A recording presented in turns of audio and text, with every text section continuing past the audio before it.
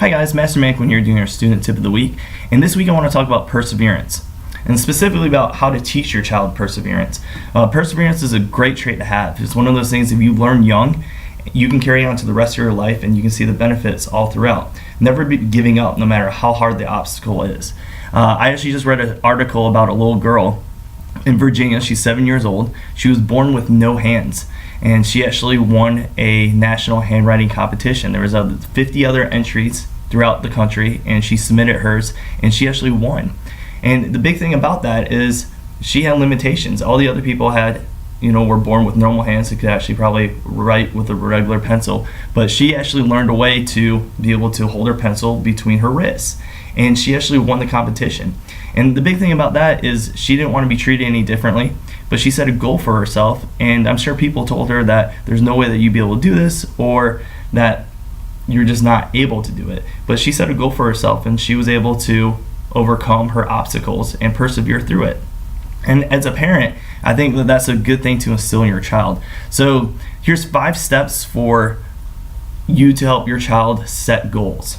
Setting goals is the best way to learn perseverance. So they can set small little goals, and even though the challenge might be tough, but they get to see a reward after they complete each goal, and they can learn to go on and succeed in life. So number 1, write it down. Have your child sit down and write down their goals. So especially in Taekwondo, a lot of kids want to become a black belt. So have them write it down. Make it specific.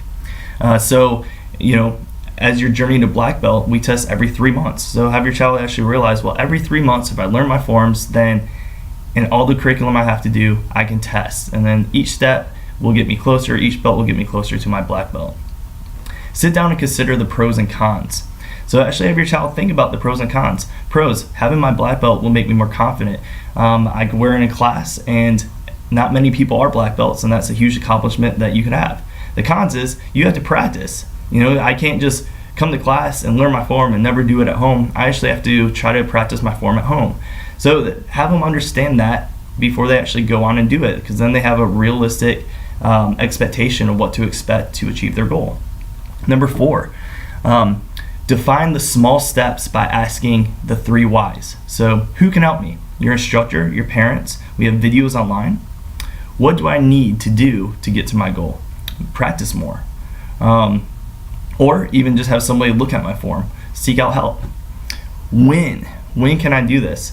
Maybe set out some time. So when you come to class, maybe every day, the days that you aren't in class, put 10 minutes aside and do it 3 times a week. So when you get home from school, before we go out and play, maybe we go over a form for 10 minutes. And then 5, monitor progress. So this is a big one for parents, to actually just monitor progress. So through the ups and downs, kids might get a little frustrated or might have other things to do, but those are the times that you can actually sit down and encourage them and sit back and remember, hey, these are our goals, and let's go back over it and reevaluate what we can change to make it easier for you to achieve it. So I hope this helps. If you guys have any other questions or just want to put a comment, go ahead and put a comment below, or ask me on Facebook or ask me in class. I hope you guys have a wonderful week.